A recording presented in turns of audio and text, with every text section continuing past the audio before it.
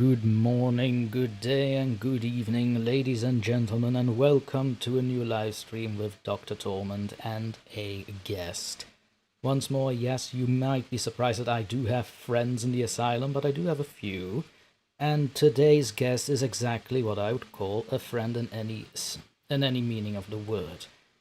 He has been helping me a lot with a big project that's coming out in October, from which we will be hush-hush about. I'm looking at a certain someone in the chat. Very hush-hush. And then, Kitty Chaos already starting off. Without further ado, Dreadful, do come in my office and come say hello. Hello. Thank you for having me. Not a problem, Dreadful. Glad you could actually make it. No problem. I like what you've done to the place. I know, right? It's such a nice little office we have here now. My own little private sanctum in my sanctum. Indeed. That said, chat, since we had some auditory problems in the past, can anyone hear Dreadful as he does? Like, not too quiet, not too loud. Go ahead. Yes. Test 1, 2, 3. Can you hear me?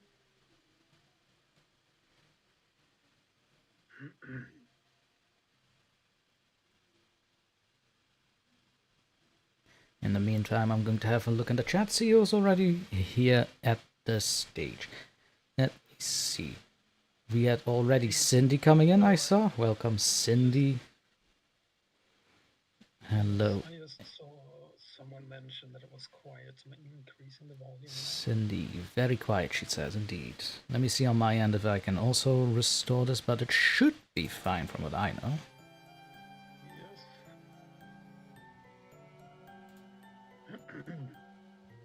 That is indeed peculiar. Yeah. And how about now? Yes, testing. Any change, or is it the same?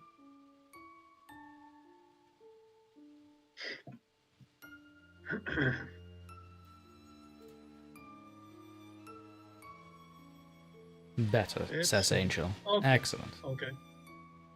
Little louder. Right. Okay. I think then we should be all set. Yes. If anything, maybe you can put your mic a little bit closer.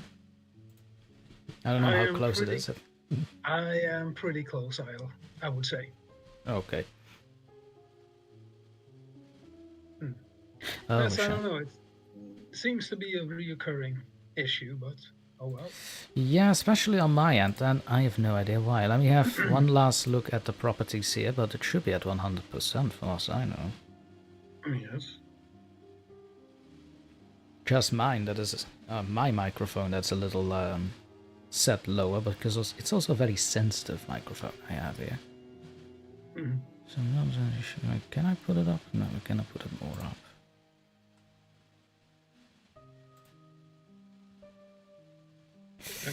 Now I wonder, is it because I set it on stereo? Is it because of that, perhaps? Could be. Oh. Say something again? That was, like, pretty loud. Yes, hello? Oh, yes, perfect. I think we found it. Yes, I changed some settings over here as well, so it should be fine. Most excellent. Michelle says that it's perfect already. It is perfect. Excellent. Okay, so now we know it. It's the settings of the other people on my guest streams that are the cause of the auditory problems. Good to know. It's not me, because I am pitch perfect with everything. Of course you are, sir. Thank you. Thank you. You're welcome. You better remember that. Let me see. Always. As J. Curtis has also joined the stream. Welcome. Hello, Curtis. Welcome. You were saying, Gretel. No, I was about to say, I always know my place in the asylum. That's a good start already to have. That's a good mentality to have already, yes. Yes, indeed. I was in the middle of seeing who else is in the stream. So we saw Cindy, Angel, and Michelle also already. Welcome. Shrubby, welcome as well. so far one of my favorite Australian people. As you guys, right? I think we are all set to go then. Auditory problems resolved. Now, let's get into the thick of it. Yes. So dreadful. We've known each other now for a couple of months, I'd say, yes? Yes, give or take. Give or take. I actually am trying to remember what our first conversation was. I have like a horrible short-term memory. Our first conversation, I believe, was I approached you concerning a collaboration, I believe. Right, a collaboration with the host and the game show, the one we saw in the last stream. Exactly. Right, oh god, that was such a fun role. I almost want to show it again. But to anyone who wants to see that particular video, I'd highly recommend visiting Dreadful Anecdotes' channel, or watch the video of the live stream last week, part 1, before that stream crashed. Let's hope that doesn't happen here. That was a loud gulp. Excuse me. Dreadful, I wanted to ask a few questions about your channel, if that's alright. Yes, go ahead. So, one of the things on my mind is about your channel. So, you've already told me once that you sometimes write your own stories. That is correct. Right. Mostly in mostly in my native tongue, that being Swedish.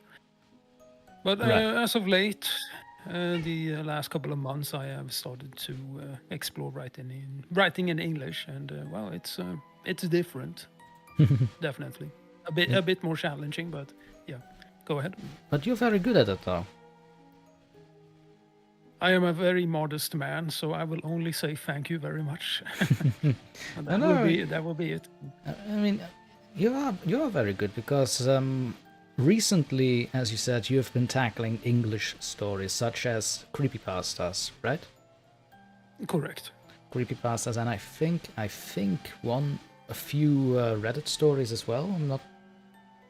Yes, that is also correct. If you were to say which one was your favorite, though, like to get stories, like to how to get stories from, like creepypasta or Reddit, which one would that be? Kitty cat, no headbutts. No headbutts on the microphone, please. Excuse me. Well, I would have to say that I do prefer the old school stuff. Okay, so when you say old school stuff, yes. What Well, exactly? Well, let's see if I can come up with an example, but things where, how should I say this? You know how back in the day it really felt like it wasn't the most well written ever, but it really felt like, well, it could have happened. Like, for an example, The Smiling Man, which is a story that everyone has heard at this point. Yes. So it didn't feel as if it was something outside the realm of possibilities, I guess. Right, so the realistic sounding stories then. Yes, but also the way that they are being presented in, because nowadays, and I'm not going to fault anyone for this, but a lot of stories these days, you can really tell that they want to, they want to aspire to become a writer, which is by all means commendable. It's only a plus if you want. Oh yes, definitely. But I feel that a lot of newer stories these days, there's a very large focus, like I said, on writing and telling a story, while the old school stuff was more like, how should I say this, share a experience of sorts. Right, they are with you along the ride, right? Something like that. Yeah. Something like that, yes. That's true. So, something that does come to mind is immediately The Smiling Man there, because it's presented like it's a very personal story too. Yes, definitely.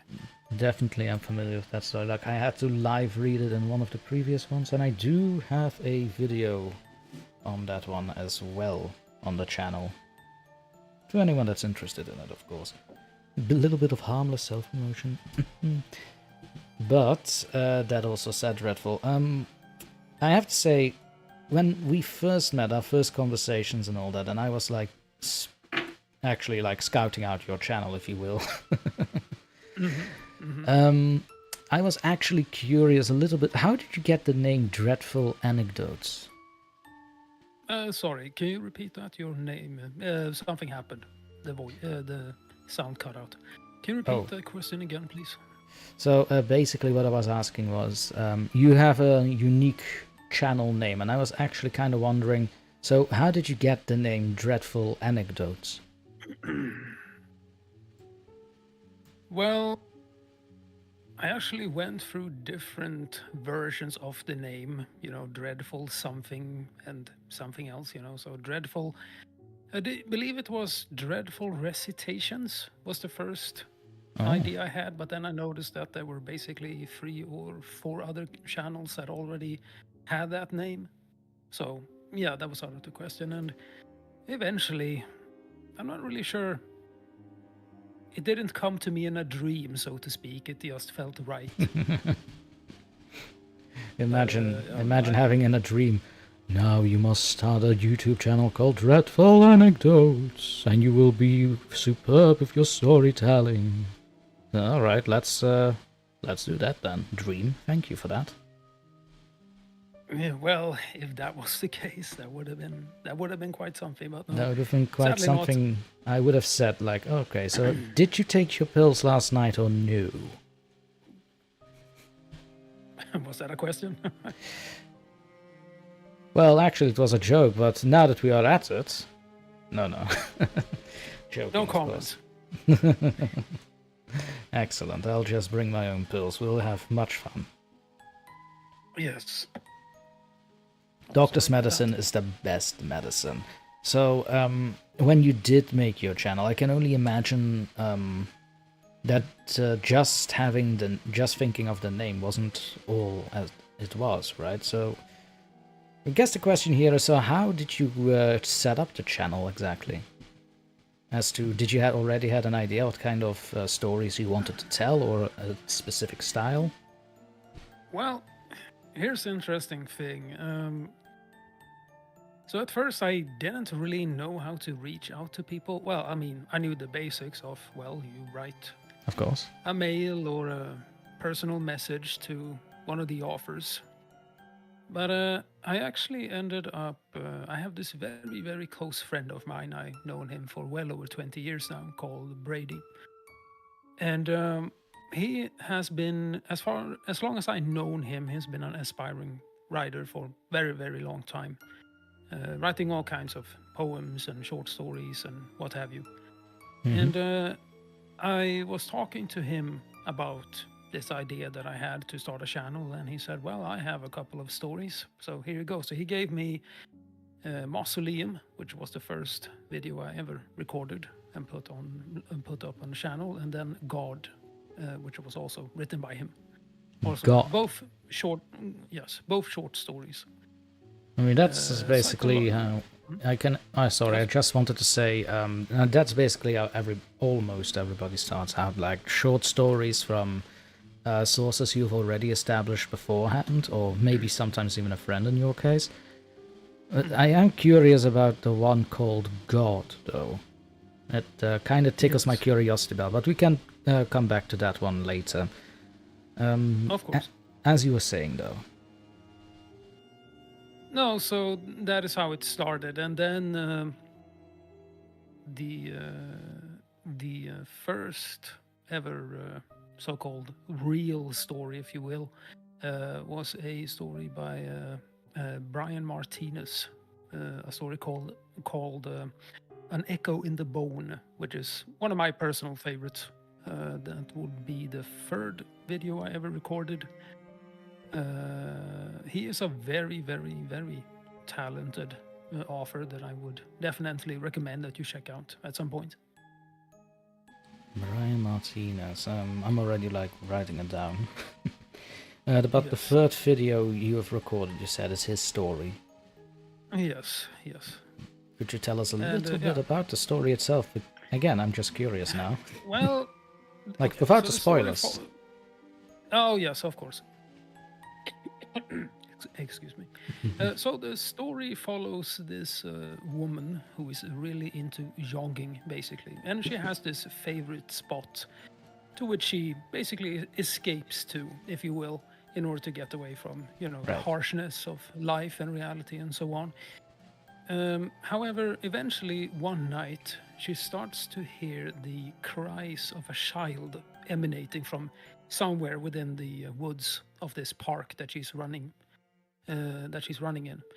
And what follows is an encounter with a strange being that yeah, I don't want to say what happens, but this Please no. this conversation between these two take a very twisted turn, I would say.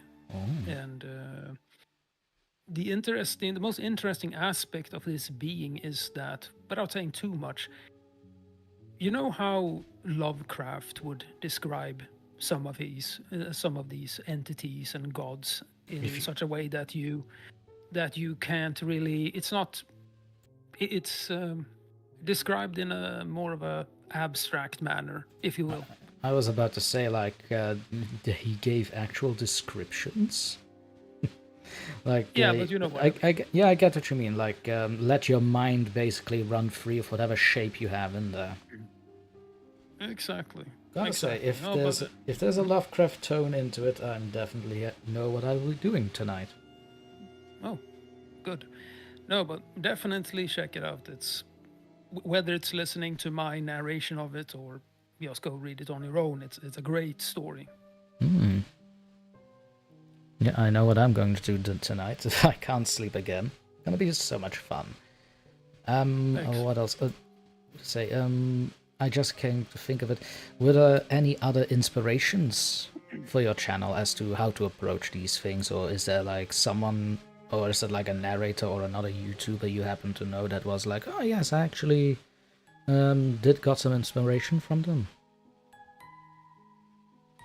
I'll be quite honest and say not really. I mean, back in the day when the creepypasta phenomenon started to surface from the dark crevices of the internet, I started to, I mean, just like everyone else, I suppose you would listen to, Creepsmack Pasta and Mr. Creepypasta and those people. But I think that one that really stuck out with me at the time, who, as far as I know, doesn't produce any content anymore, was King Spook. Wow, I even know that name. Oh god, that's a long time ago. Oh, it is. It is. King Spooks. I haven't heard that in a long while. No, I'm not sure how long it is since he disappeared from the platform, but maybe 2 years or something.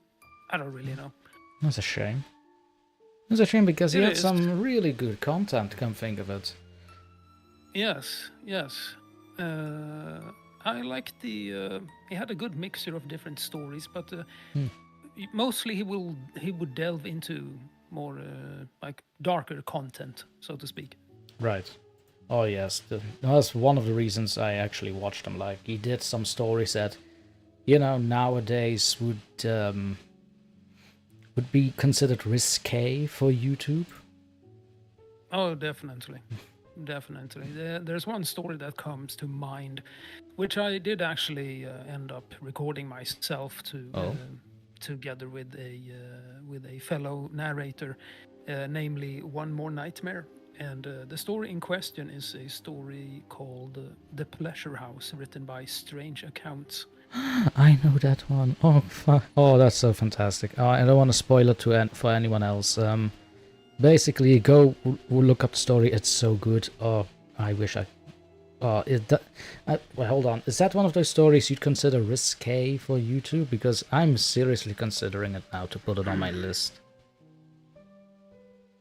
I mean, it depends.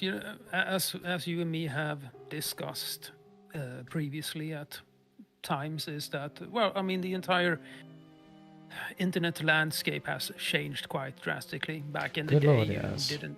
Yes, back in the day, we didn't really bother with such things as trigger warnings and stuff of that nature. But things change. So Yeah. I mean, I know that personally, in my intros, I know that I put in the little intro of a greetings and welcome to a new narration of Dr. Torment, yada yada yada. The following story may be not for everyone, basically, maybe sensitive to certain viewers and listeners.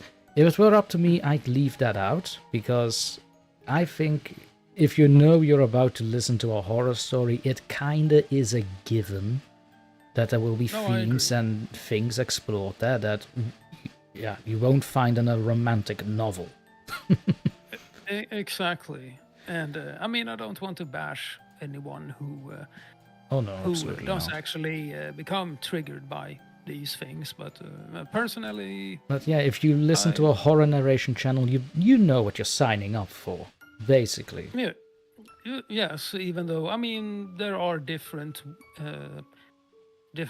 genres and subgenres of horror, of course. So I mean, there's obviously there are genres of horror, whether it's It is written or it is kind of fascinating how there are so many genres of horror, like there are like genres in entertainment almost. oh yeah. No, definitely. No, Um, but I'm I'm just yes, gonna have a quick look at the chat, but do continue. yes. No, as I was saying, I mean, there's something for everyone out there. The way I look at it. I mean, personally, I have a pretty wide scope in terms of taste in horror. I mean, it can be anything from classic ghost stories to more disturbing psychological, graphic kind of stories, if you will. Yeah, again, it just fascinates me just how deep one can go and how wide the spectrum of horror entertainment actually is. I just want to say in the chat here, hello Jinxie, glad you could make it. I was kind of afraid you would not, but good. The chat police has arrived, so everybody better behave now. And also, Yes. Cryptic Tales, welcome to the stream. Hello, hello, hello. And he also says, tell Dreadful I say hi. Well, it's said, but okay. Okay. Well, hey. Michelle Grimm says, amen to that, Dr. T. Horror is horror for a reason. So that's to the comment of, well, you know what you sign up for if you go to a horror channel, you know. Exactly. Oh, Shrubby, I see one of your comments got deleted. What happened, Jinxie? Oh, wait, actually, I can read it on the screen, can't I?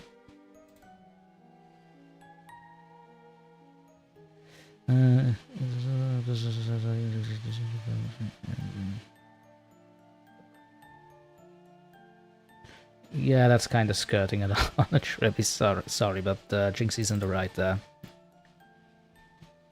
Okay. Just for Boo No Fairy says so. Shrabi, just for future reference, so YouTube is a little harsher on the rules than I am on Discord. Just for reference, just keep it PG friendly. I wish I did not have to say that, honestly. You know, YouTube wants to be family friendly. Yes. It is what it is. As we say in Belgium, you row with the paddles that you have in your boat. That's an actual saying. It sounds better in Dutch, but yeah, basically. Well, say it in Dutch.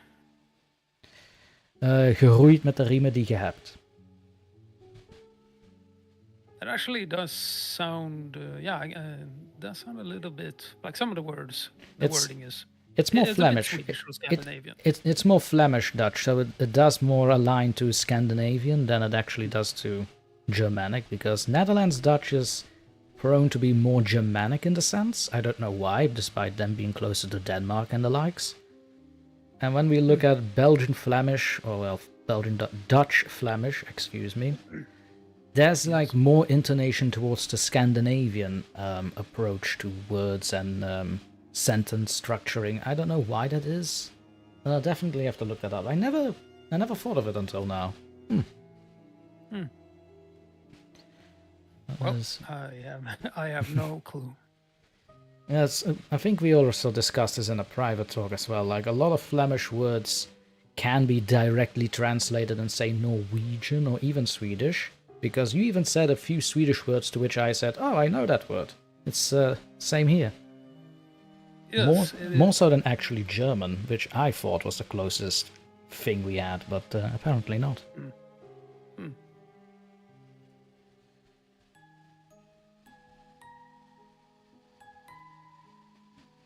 What is Thingamajig saying? Cryptic, what's your name there? I'm joking, Cryptic, I'm joking. Bro, we are 3 away from 500 subs, let's go 600. Hey, congratulations, Cryptic. So Cryptic is almost at 500 subscribers, apparently.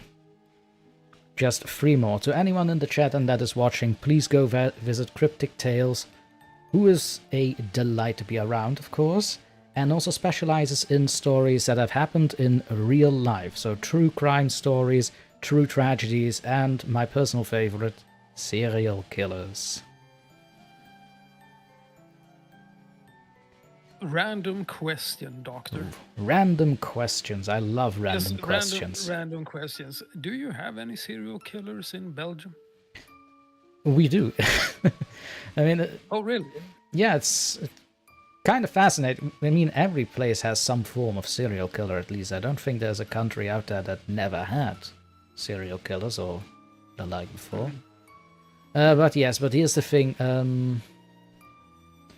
With Belgian serial killers, it kind of enters into in a topic that I prefer not to discuss on the channel. No, I understand. So just a general question whether it was yes or we no. have them.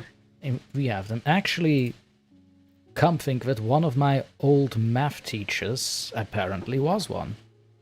No joke. Okay. This is something yeah, just because the topic now is brought on, it's like, oh, hold on a second, I happen to know one. That is quite chilling. That was because the guy, I tell you, you could never tell he was one at all. I mean, the things he did, I'm not going to discuss that in public. I'm not even going to say his name because, you know, internet being what it is, he can probably quickly tell by my voice who it is that was his former pupil. But yeah. So when I had him as a teacher, I was basically like 12, wait, no, not 12, 13, 14 years old. Mm-hmm. And again, like, you would never tell, like, it was just a teacher, you know? What do you think of your math teacher? Like, boring, nothing to do, probably like has no real life outside of school because you never see him outside of school. Yeah. I don't know, stuff like that. So basically the math teacher from Rick and Morty, just without the shouting. A proper social chameleon. A proper social comedian, you'd say, yeah. Yes. So, yeah, and the funny thing is, I was actually one of his favorite students, and he was one of my favorite teachers. Yes, I do like my teachers, ladies and gentlemen. And sometimes we got to the point where sometimes during recess or during break time, I would actually stay behind in the class just so we could have like a chess game going. Nothing of epic proportions, not like cinematic, like, oh, we are going to hint who's the serial killer here, yada yada. No, nothing like that, just a regular chess game during recess. Yeah. And the rules were very simple. The one who has the most taken from them before recess is over loses. So the more you take, the more chances you will win before recess is over. He won most of the time, which now doesn't really surprise me in hindsight. But yeah, just for reference, when I say that I was 13, 14 years old at the time, right now I'm in my starting 30s. So it's been quite a while ago. Aye. And he's also been put behind bars for, I think, 10 years now. So when that all came out, and also what he did while he was a teacher, that basically had me going like, what in the fudge? I was really like, mind-shattering, really. No, I mean, I can understand that being how, I mean, our general perception of a teacher is, well, somewhat of a pillar of the society. Pillar of the Someone sun. to, Yeah, yeah, yeah, that's kind of yeah. true So, because don't live in a big city, you know. I live in a rather small town. Everybody knows each other if you say hello at a cafe. So if you knew someone as a teacher, you were instantly like known, right? And he was known in several schools already because he was one of those teachers that worked at several schools. Like he worked at the school I was at full time, but say yes. he had to substitute for someone, and it happened to be his day off, well, at my school, he can happily go to the other one. Just to reiterate that he did nothing to children. Just putting that one out I there. understand. It was Yes. apparently not within his... Interest or appetite. It was not in his interest or appetite or trophy case, however you want to say it, but he... Yeah, mostly young adults, but that's all I'm gonna say about that. Fair enough. But moving from one topic to the other. Yes. I was wondering, you told me in private that you did have some stories prepared for live reading, correct? That I do. That you do. Yes, some collaborations as well, of which you are familiar with. Oh. Yes. Take on my Nothing that thunder, I bro. should. Yeah, well, you already know which ones they are because we have talked about this in private, so I won't bring up any names so far. There is one story, however, that I am not entirely sure when it will be finished, but hopefully by the end of the year, that I do believe will end up being roughly around 90 minutes long once it's finished. Oh. Oh my. Yeah, so there's always something going on, but at times you start thinking, well, personally, should I do stories that I've written myself, focus more on them, or should I, do the usual thing, pick and choose stories here and there that are to my liking?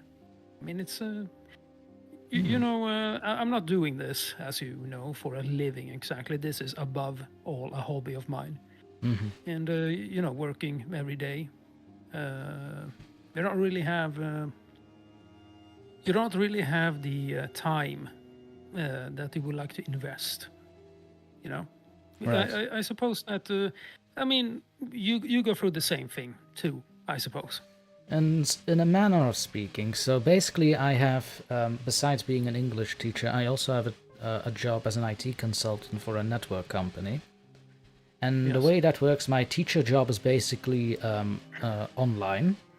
And my classroom is virtual, yes, but it's for an actual school in, say, Hong Kong. So the hours are very different. So for me, if I have to wake up at 4 a.m. and I have to, like, teach class for 4 hours... then I still get, let's say it's then 8 a.m. I still get to sleep like for 3 full hours before I have to report to my job as an IT consultant, which is work from home. So I basically don't. Basically, my home is my work office 4 days of the week. Yes, Because I one share day the I same. do have. Yes. Because one day I do have to show up in office for my face. Yes. No, but definitely I work from home as well at the moment. But you never know what will happen in the future. But for now, I am lucky enough to be able to work from home because means more time for writing and recording, and if I have Right. the energy for it, that is. Hello Lulu, welcome to the chat. Glad to see you here. Welcome. Cryptic Tales has a Q&A question for you, Dreadful. Okay, go ahead. He entered in a little late in the stream, so he didn't really got the story there, but his question is, Dreadful, where does the name and profile picture come from? So the profile picture is from Pixabay. It's a free for all picture that you can use, no Ah. copyright or anything like that. Well, the name.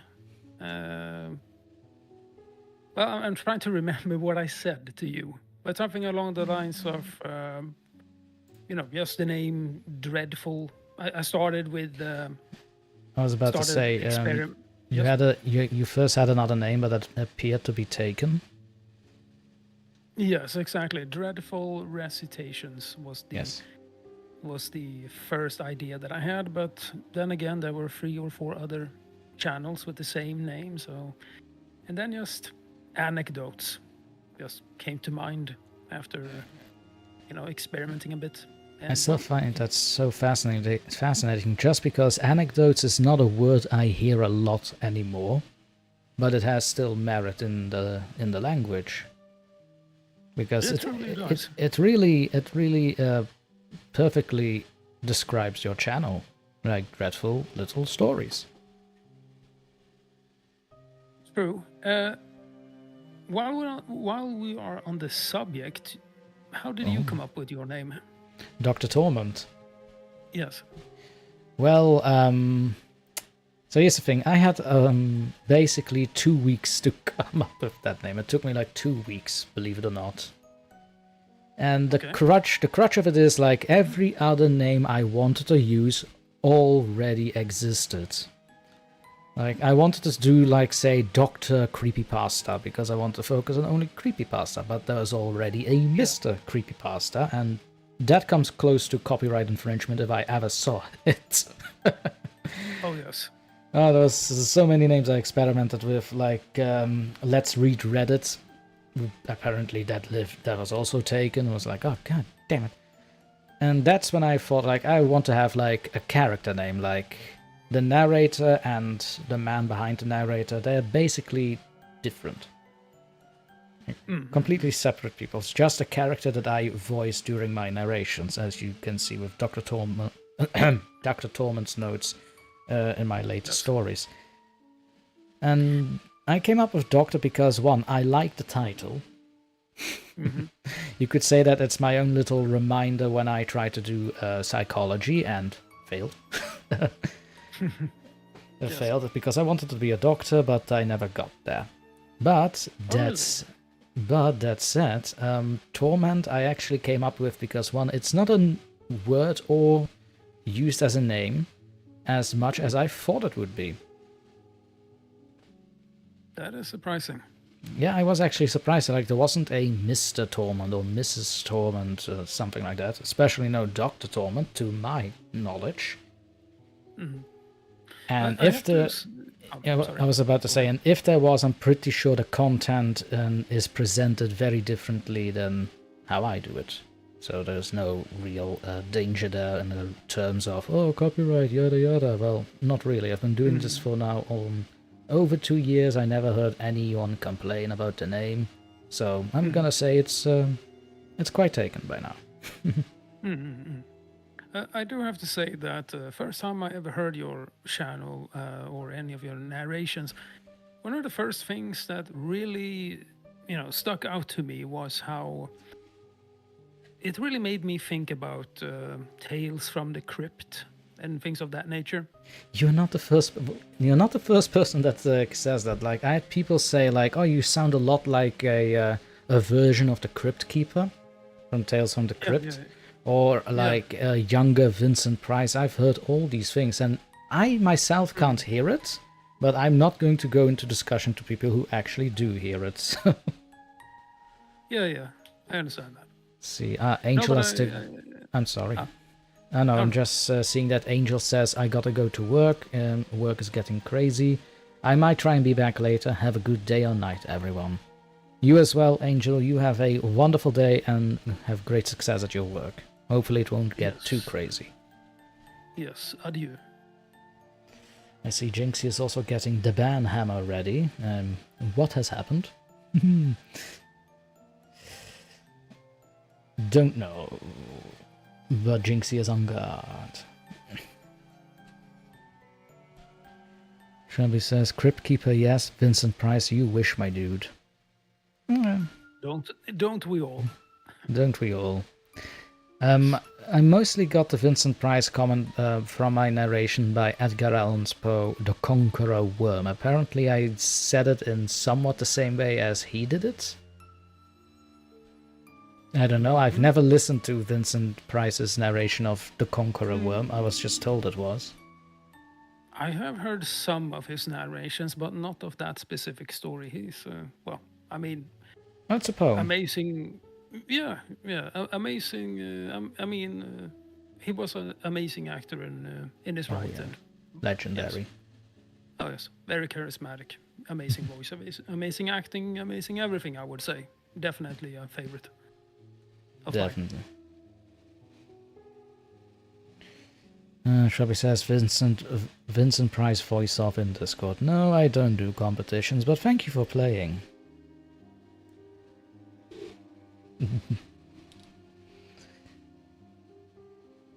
Lulu says I watched a Vincent Price film the other night. Ooh, really, Lulu? Which one was that? Please tell me it was The Haunted Palace. Speaking of, which is your favorite Vincent Price movie? I am going to have to go with The Little Mouse Detective. Oh god, there was a sound. Why was there a sound? We have a new subscriber. Hello, Garmin. I hope I'm pronouncing this right. Liu. Hello, Garmin. Welcome to the Madhouse. Please take your seat and enjoy your stay. So I'm spooked by my own notifications here. Sorry, Dreadful, you were saying. No, I was just asking you which one was your favorite Vincent Price right. movie. And The Great Mouse Detective by Disney. So basically, Vincent Depp plays the role of Professor Ratigan, who is basically Professor Moriarty in animated rat form. And he does it so good. Like you could tell he has so much fun in that role. I will send you some clips on Discord on it. You'll see what I mean. Yes. Yeah, I've actually missed that one. Then again, it is an animated. It was meant for kids. Like, it is an animated feature, of course, but you can definitely tell like Vincent brought us all in it. Mm-hmm. I think Vincent might actually be the reason why I sometimes have these rolling R's. Because especially in that feature film, he does that a lot. Oh, yeah. And I watch that like almost religiously every single week. Like, isn't that so Fluttershy? So fantastic. That's excellent. I believe my favorite, or well, there are too many to mention, but The Pit and the Pendulum and Two of Light. Yeah, I think that's how you pronounce it. But I was about to say, if I were to choose a live-action movie with Vincent Price, it's definitely The Haunted Palace, but only for the Edgar Allan Poe influence. Isn't there a connection to Lovecraft, if I'm not mistaken? I believe Lovecraft himself was a huge Edgar Allan Poe fan, so it wouldn't actually surprise me if the two writings would actually complement each other in that way. Could be. I mean, like, when I say like that Lovecraft was a fan, I basically mean like he was a huge simp for Edgar Allan Poe and his writings. Like, big fan. I wouldn't be surprised if Poe was also the inspiration that Lovecraft himself wrote these his tales as he does, just more leaning toward eldritch horror than romanticism and melancholy. Mm-hmm. I just found out, well, I did know this, but I had to remind myself, Haunted Palace was made by Roger Corman. Roger Corman, why do I know the name? Well, very prolific horror director, done a ton of movies. He died not that long ago. He was in his 90s or so, I believe. And okay. He made so many movies. And I mean, there's a lot of schlocky, really campy stuff, but I still like it. It has its place. Good. I'm actually going to look up and make a list. Maybe we can watch that for another movie night on the Discord. So for ladies and gentlemen, just for those who do not know, I do have my own Discord. You can find it you can find a link in the link tree in the description. We do have movie nights every 2-ish weeks. So if you're interested in watching some horror movies with yours truly, Dreadful, and other chumps from the YouTube narration community or fans, by all means, come join the asylum. With that said, yes indeed Jinxie, you hear the meows because one of the meowers is making a scene. Again, for no reason. They do that. Then, with that said, ladies and gentlemen, I think it's about time we are going to take our first break. But don't worry, we will be back in around 5-ish minutes, Dreadful? Yes, that works. So in about 5-ish minutes, we will be back, and perhaps we can even do some live readings then. Yes. Okie dokie. Now, just in case that the stream might crash because I dare to put it on pause, if that happens, I'll just start up a second stream, which will be up immediately on the channel, so do keep an eye out for that, if this one is about to crash. And with that said, we'll see you very, very soon again.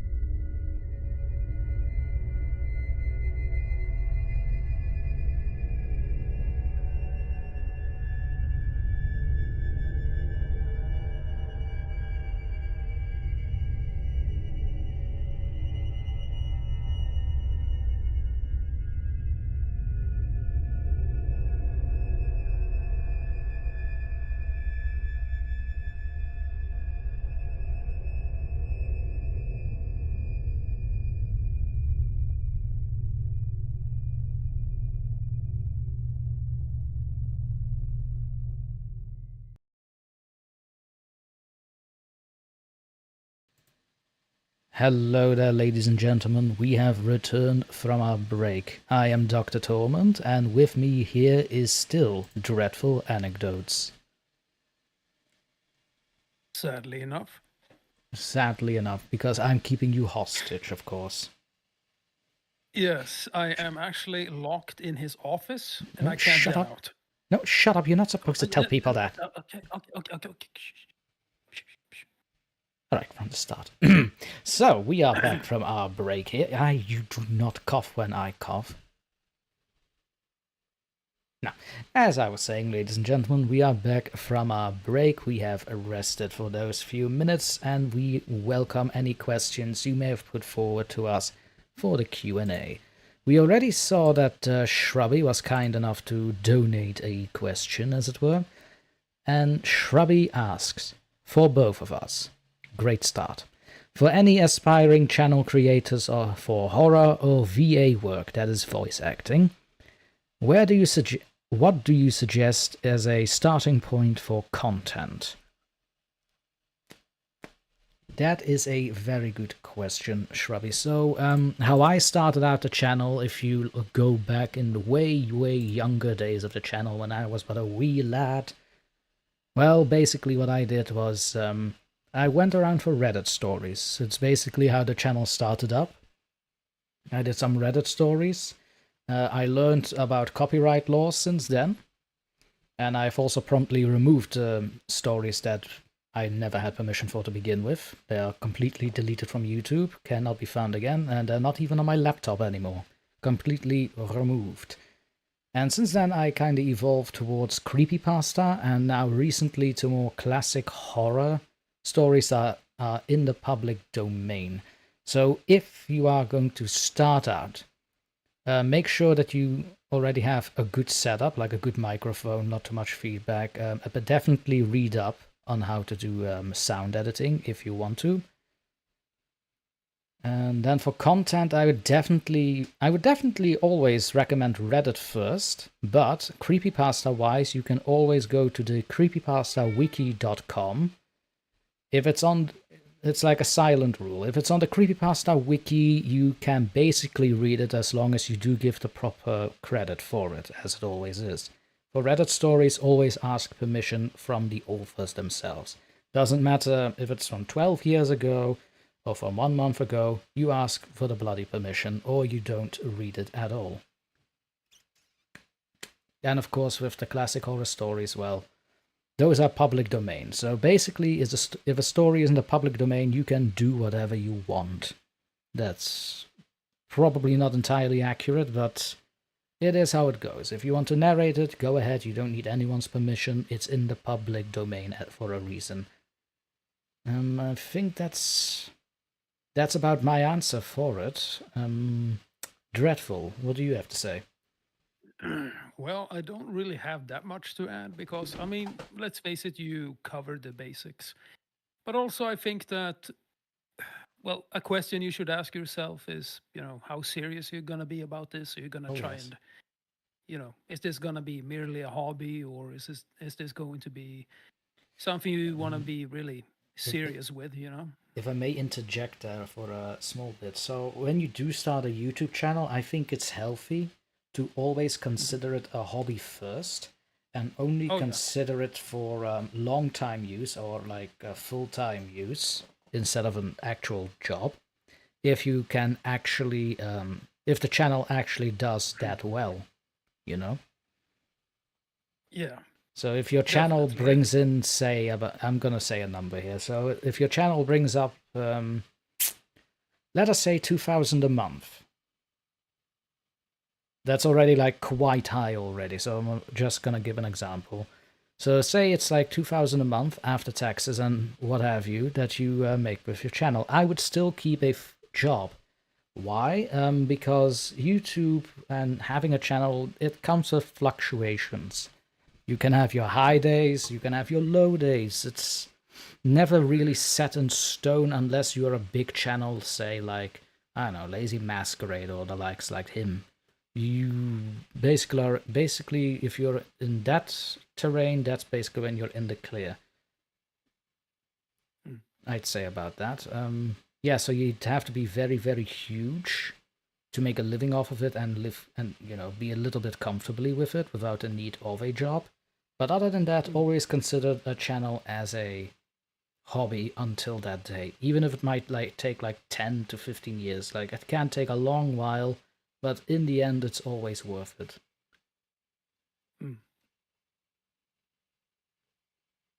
Says I who have only done this for 2-3 years. Well, I've only done this for 5 months, so. I mean, you're doing 5 months. In that time, you've already done. I think in terms of tempo and in the way you've grown, you've done way better than me, friend.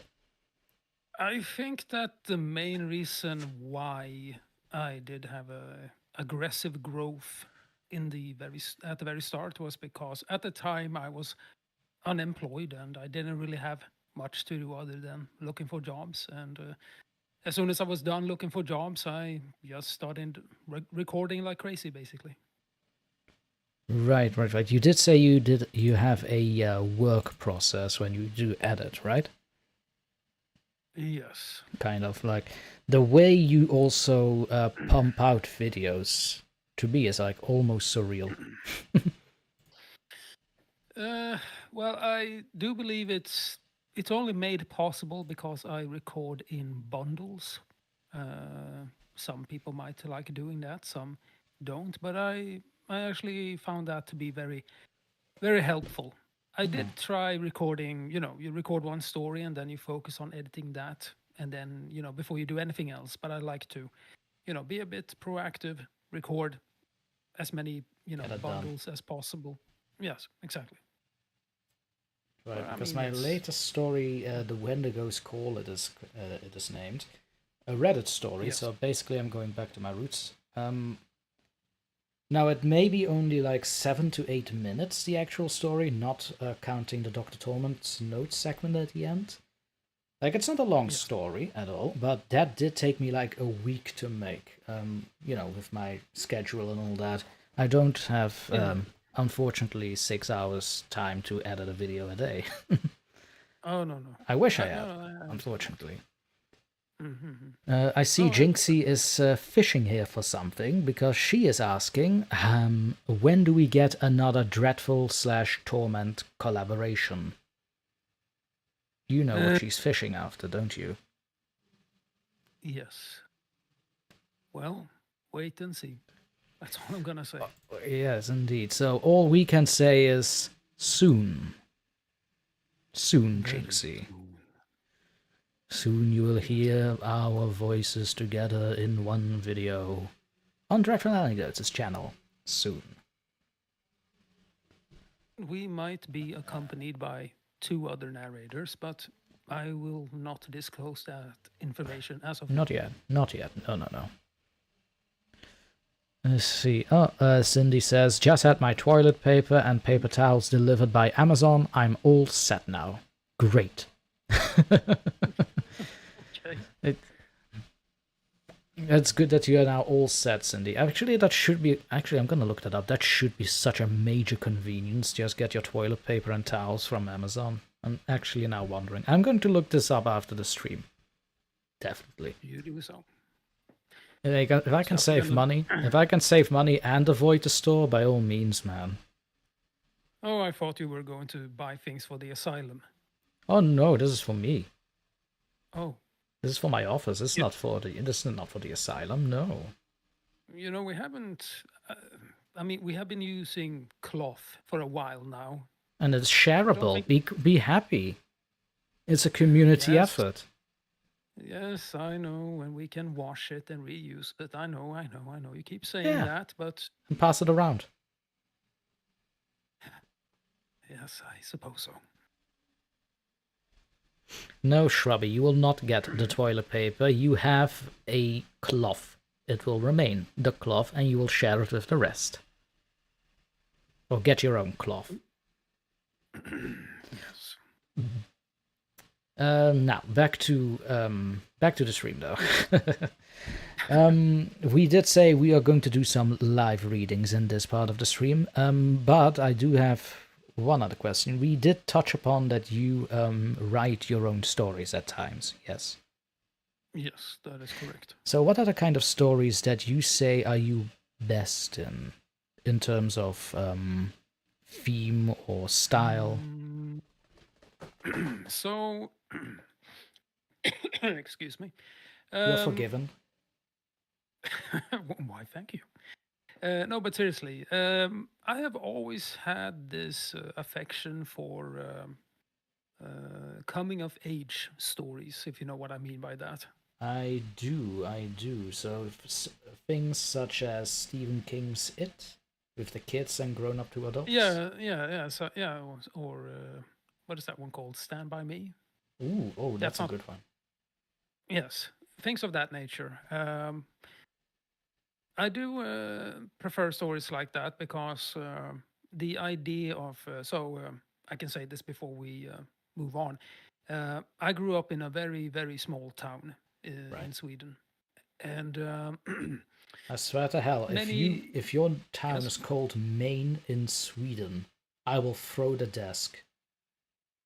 it is not. Okay, good. I like my desk. Yes, no, but back in the day, we didn't have the internet. We didn't have any of those things, social media and things like that. Was not Perfect. even I I'm can I'm yeah sorry. yeah no I'm getting nostalgic now. No, no so no no perfect. that's perfectly fine. No, so I mean many of those summers were spent exploring, going on adventures and you know some things of that nature.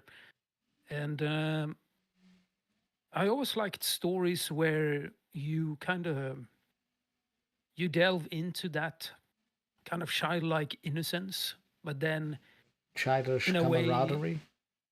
yes, Right. yes, that too. But also, I find stories like that to be interesting when said innocence is somehow corrupted.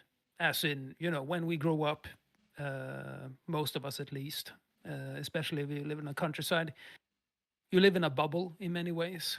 And sometimes we are not aware of the darkness or the evil that is very close by, just That beneath the is surface, so to speak. that is so reminiscent of Stephen King's It, though. Yes, My it is. God. It is. Yes, but stories of that nature, I also like stories inspired by local folklore, urban legends, Oh. things of that nature. See, Of course, here's yes. the thing Go ahead. with folklore and thing. Like where I live, Belgium, we don't. Well, we do have folklore. We have some interesting ones, I guess, but they are never Yes. as iconic is the word I'm looking for. Than say like certain Native American legends or even Scandinavian legends. Because I know those creatures more than I do my own folklore in Belgium. That makes sense. Like the best example I can give is I've forgotten the name again. It Mhm. was something I mentioned in the stream with Madame Strangeways and Eric Phones. Um, we were talking about Belgian cryptids, and the first thing that came to mind was a werewolf with bat wings. Like, that Uh, on its own sounds amazing and terrific, and I'm surprised there is not a single one people out there that's making more things about this. that isn't. Sounds a bit familiar. That's not the Voerdulak, is it? No, I don't think so. The Voerdolak was something else. Not a werewolf with. Yes. Not a werewolf. I'm not sure about the wings. It sounds also familiar because at some point we were also talking on the Discord. We were sharing folklore things, and you sent me a blog with Belgian cryptids or dark folklore at one point, Yes. and that one was in it too. Oh, well, you see, I Uh, think it's quite common that we forget about what's going on at home, so to speak, at our doorstep. Because if you would ask most Swedes about our folklore, I would guarantee you that not many know of any of it. Maybe some, like Näcken, for an example, or right. trolls. things like that. Kelpie? But then, Or the Kelpie? Kelpie, I believe, is Irish or Scottish. It's I still don't really have. it's still a folklore. Leave me. Oh, it is. It is. It is a shapeshifter. I think we Something like that. Yes, shapeshifter. That's a whole category of its own, if I'm not mistaken. Oh yes. Oh yes. We do have another question in from Mr. Sleepless, I see. Mr. Sleepless asks, what are your current goals and/or milestones you want to reach as a horror creator? Dreadful, you may answer first. You may answer first. Well, first off, I want to say hello to Mr. Sleepless. Indeed. That's the name. Yes. That's a great guy, I just gotta say. Okay, so you know. Okay, I don't think. Yes. I don't think me and Mr. Sleepless have conversed in the past. Or if we did, it might have been very brief. Yes. Well, I do hope it's the Mr. Sleepless, that is, because that's the only one I know of. We actually done some collaborations in the past. Well, the logo is with a skull and some red text around it, but I cannot really make it out. Yes, in that case, it is indeed my Canadian brethren. But to answer the question,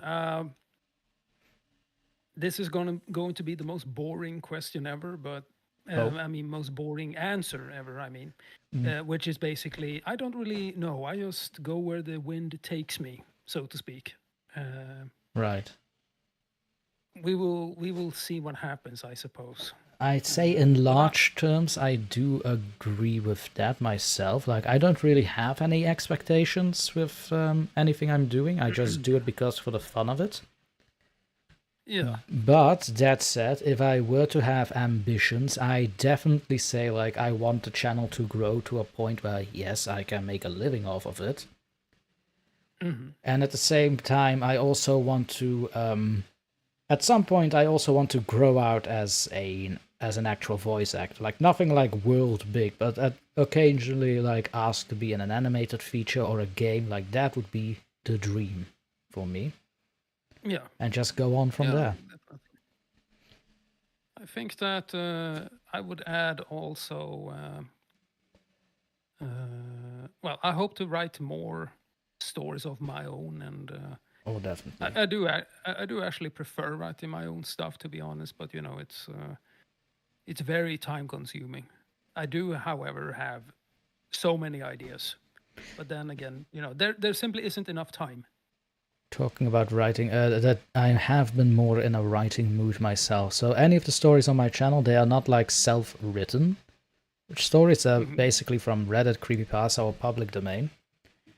But the last stream, and now with the help of our dearest Michelle Grimm in the chat, who also asked a question, which I will touch on briefly. Yes.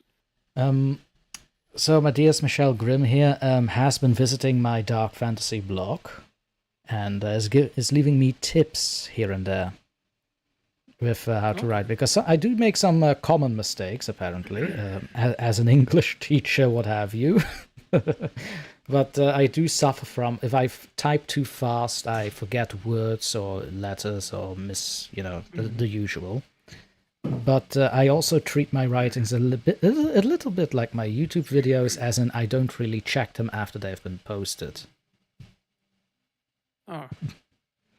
Mr. Sleepless, I indeed see that comment you're making. If you want, you can take that to the live chat, but I'll read it out anyway, because that's actually nice. Mr. Sleepless says, that's awesome. I don't think there are any boring answers. I was just curious to see your thoughts is all. Oh, yeah, I mean, it is. I mean, that's what the Q&A is for, Mr. Sleepless. You were saying, Dreadful, you wanted to say something? No, I don't think so. Okie dokie, then I'm gonna go with Michelle's question here. Yes. So it also is one that we answered at the start of the stream, but Michelle wasn't that present, I think. So, at least I think. Michelle asks, how did you two meet? Can I answer this one, or? Yes, of course.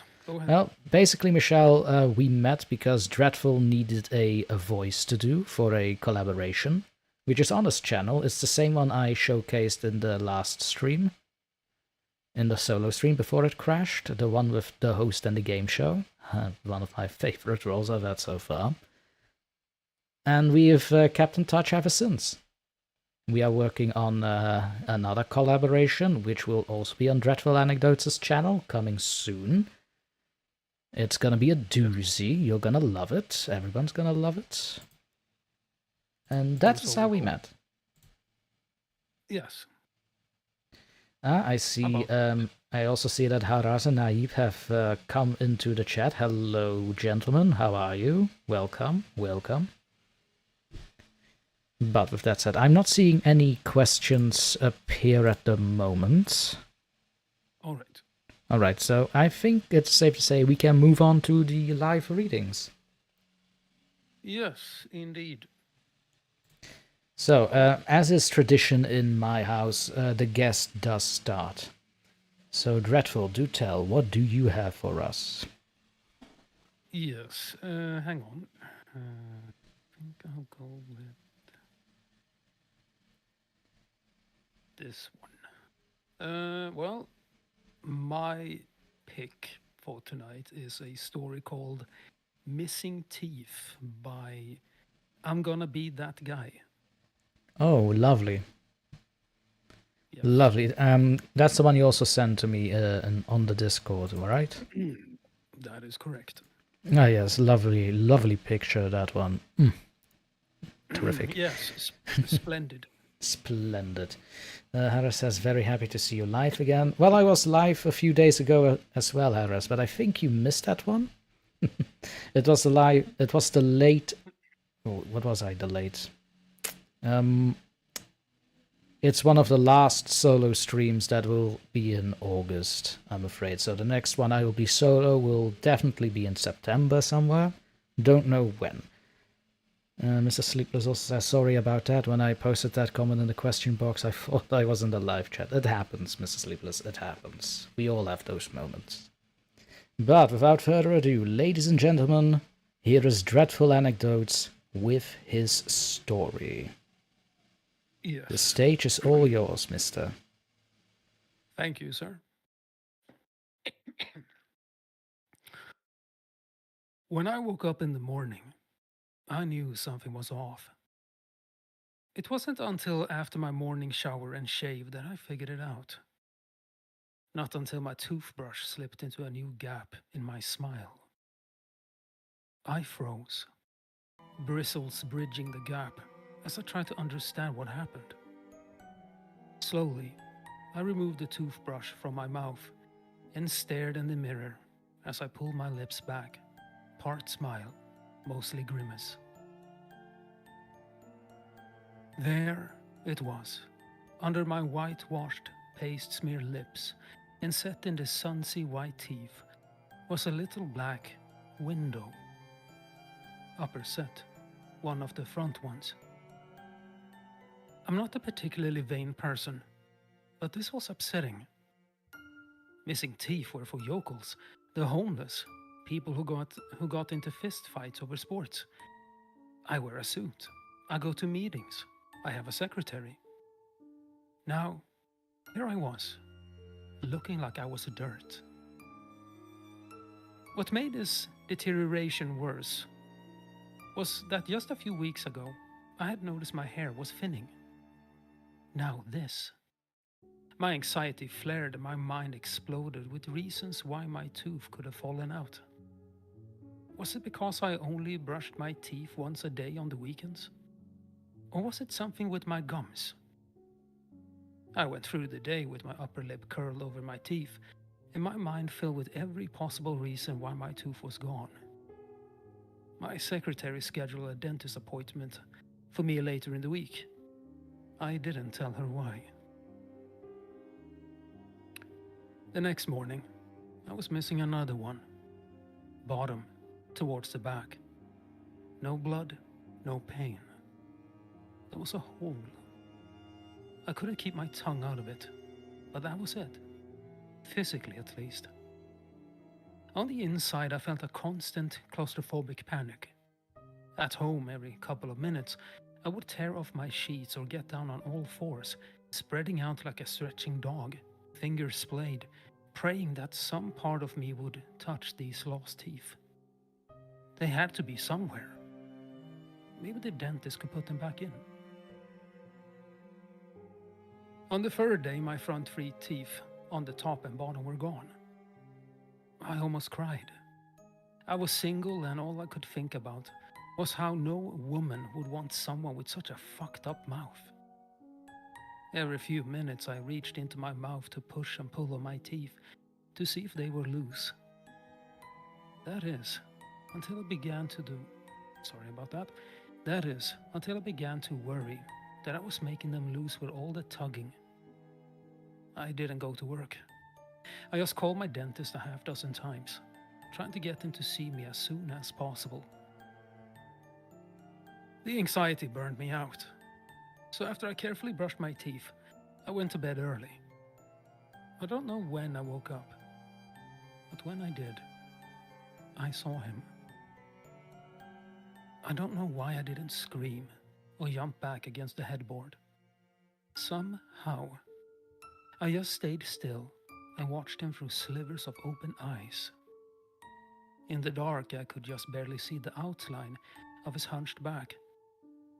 His face was pale and waxy. His thin, round glasses caught a little bit of street light that came through my window.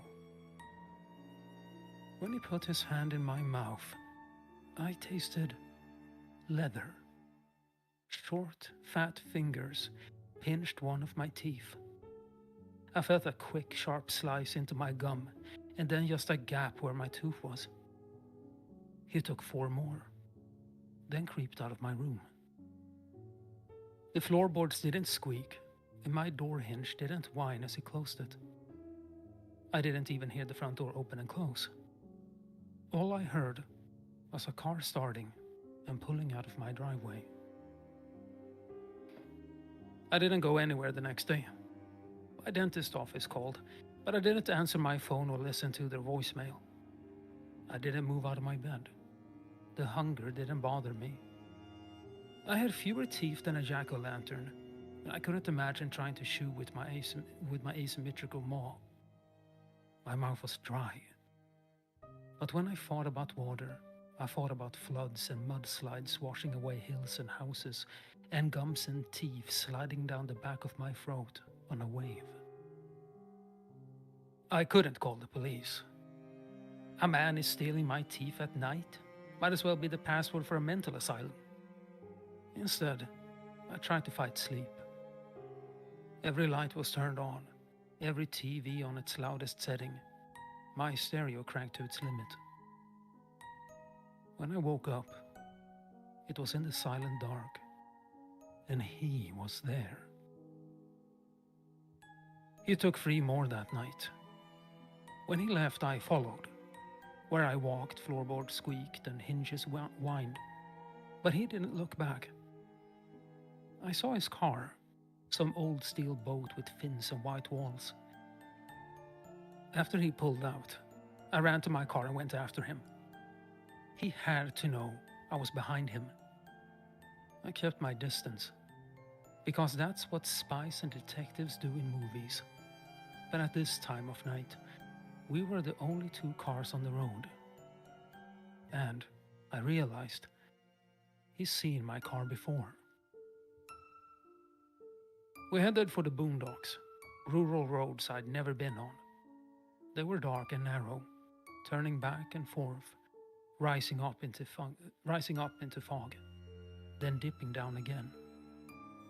Trees flanked us, no moon or stars, just headlights that shined on the reflective markers of the guardrail.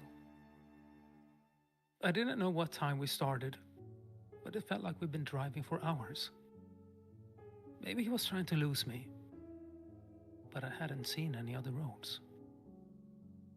Finally, after a long curving ride up and then down a mountain, I started to see familiar roads.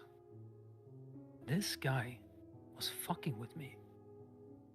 All we did was go in a big circle. These were the streets that took us into the backwoods. The exact streets. We were going back to my house. But it wasn't my house. It looked like my house, but at my house, the mailbox is to the right of the driveway. Here is to the left. And in the yard was the birch tree I had cut down 2 years ago. He parked his car and walked inside. I followed right behind. I knew where he was going and how to get there. The layout was the same as my house, only the furniture was in different places. I walked back to my bedroom and pushed the door open with my fingertips.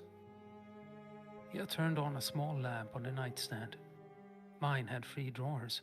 This had 2, and he was already at work. In my bed, under the covers, was a lump of flesh. Someone, maybe the man, had sculpted crude arms and a neck and a soft dented jawline. On the top of its head was an uneven sparse tuft of hair, brown, same shade as mine. 2 small holes for a nose, angular divots where the eyes should be. The sheets rose and fell with shallow breath. I watched him open up the lump's lipless, ovoid mouth, and with crafter's precision, carefully set my teeth into its gums. After they were in, he grabbed them, wiggled them, tugged on them. They wouldn't budge. Slowly he turned from his work and looked at me. His face was yellow in the dim lamplight. The eyes behind the glasses were little more than pinpricks of pupil. Over his shoulder the lump stirred. It struggled to breathe. Each exhale was a muffled internal scream. It tried to rise, tried to push itself up with boneless, flipper-like hands, but they just smashed useless against the mattress. The groaning breaths became more frustrated and angry as it struggled to prop itself up. When the lump finally shimmied itself against the headboard, it joined the man in staring at me, and I stared back. First, into its empty sockets, the same dull, slimy pink as a newborn baby. The room was getting smaller. The bulb in the bedside lamp exploded, and the only light comes from the man's tiny eyes. Thin bolts of blazing yellow that cut right through the pitch dark of the room, illuminating little islands of his sickly flesh. The pupils spread. The light widened, revealing more and more of his face. His mouth was opened, wide, unhinged. All I could see was teeth, sloppily spiraling around the inside of his mouth until they disappeared into the dark of his throat. All I heard was the struggling breaths of the lump, now loud as thunder, but still maintaining that muffled quality. My eyes traced the spiral of teeth, straining to follow them into the cavernous black esophagus. I fell in and rode the spiral down. I woke up in my house. My real house. It was a few more nights before all my teeth were gone. Then I started to lose my fingernails and toenails. Last night, he took my lips. Now there's just a gaping black hole in my face. I don't know what he'll take next. But I saw myself half-formed in that bed. I know there's a lot of work to be done. That's it.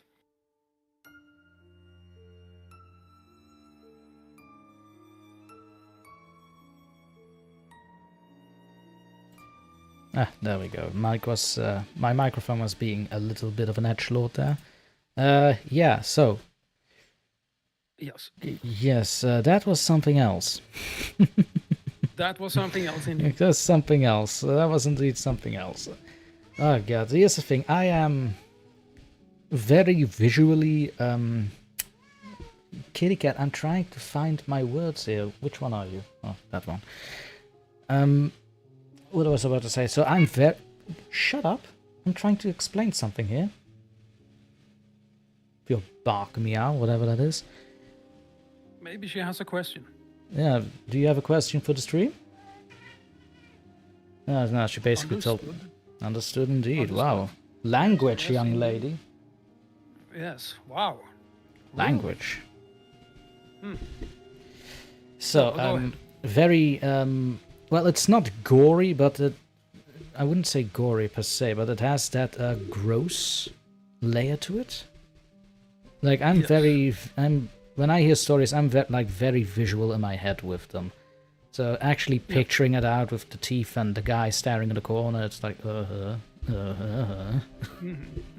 about no? Yes, it also has this body horror The feel to body it, horror, which that was the word I was searching for. Yes, body horror too. Yes, no, but it does remind me of. Have you ever dreamed about losing your teeth? I did. That's why I was kind of grossed out at the mention. It's like, Yes, yes. I did read somewhere quite some time ago that basically what that means, or one of the interpretations, is that you are scared of becoming poor, I believe. Something like that. Right, I do remember something like that. Oh, this, I believe, especially in the 90s, let's say starting 2000s, like body horror and like icky stuff, gross stuff, it was like the norm in cartoons and even horror. And I'm actually kind of surprised. It kind of resonates with me, but at the same time, it makes me want to. Oh yeah, I don't know how else to say it.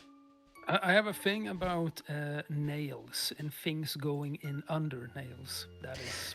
Yeah, that's just gross. As soon as I see that somebody has like black under nails or like long nails, I'm like immediately grossed out. Like, there's a difference between having long nails, for decoration and stuff, but there's like another entire thing if they actually look like garden tools. Like, why? What's the purpose? And it's worse when it's actually naturally grown that long. It's no, Yeah, like, they're really, really thick, like talons, basically. yeah. I actually met a man in a cafe who had like these very long nails, like almost yellowed and sharp. Like, it's like, and he wanted to shake hands with me. I basically told him, like, could you first cut your nails before you cut my hand? Who knows? Maybe it wasn't a man. No, it was like beard and everything. He just was very unwashed and. I see. See, Michelle here says everyone should check the blog out, especially if you were in the last live stream and enjoyed his own writing. It's really great stuff. Ladies and gentlemen, what Michelle here is referring to is in the last live stream I did read out some of my own writings, meant for a dark fantasy story and world I was making like in 2022. I do have a blog of it. Jinxie, I sent you the link to it. By all means, you may insert the link in the chat if you want to.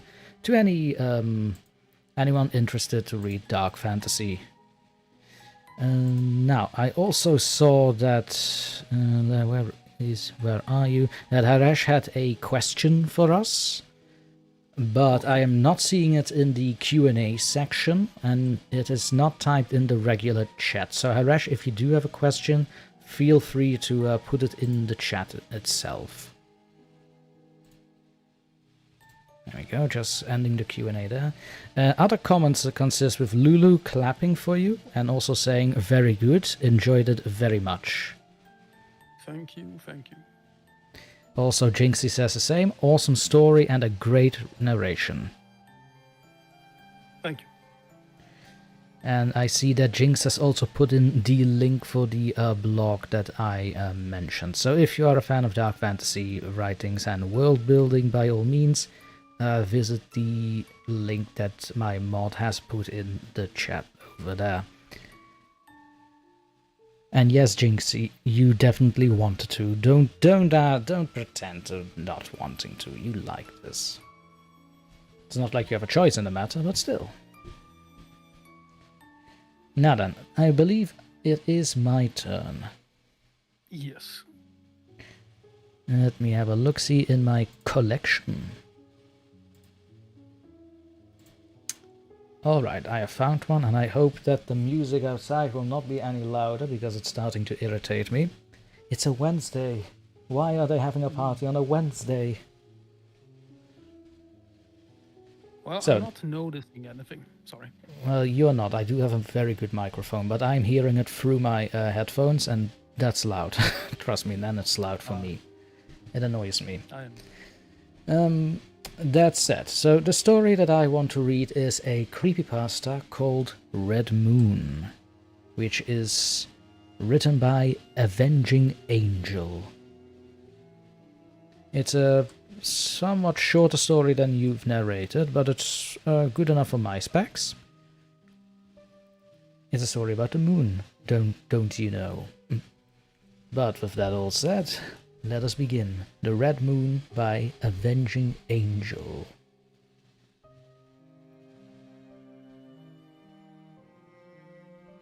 On July 18th, 2020, NASA launched a new vessel. 6 astronauts boarded Goliath 1 and set off to prepare the first human colony on the moon. The preparations were expected to take a year, but the vessel carried 6 months of additional food in case of emergency. Radio communication was possible only on the side of the moon facing the Earth, so the astronauts were told to stay in this area to maintain contact. The astronauts had landed on the eastern side of the Serenitatis. Oh, I think I mispronounced that, excuse me. Serenitatis, a place on the moon. This lunar mare was largely covered in basalt and held a few craters, making it perfect for colonization. The goal of the astronauts was simple: map the area and blueprint the construction of buildings. The only real danger on the moon was meteor strikes, as it was devoid of any atmosphere. An electronic journal of the day's events was to be sent back to NASA, along with any interesting photos or videos. Although it was to be seen if anything exciting could happen. It was the moon after all. The first few months of journals were fairly normal. The astronauts were right on schedule with the predicted progress. They wasted no time to blueprint the area.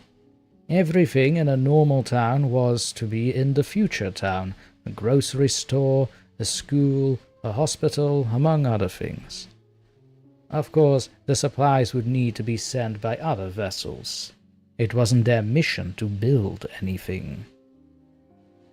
Then, on the 17th of September that year, the daily report did not come. It was speculated that it had been forgotten, but it did not come the next day.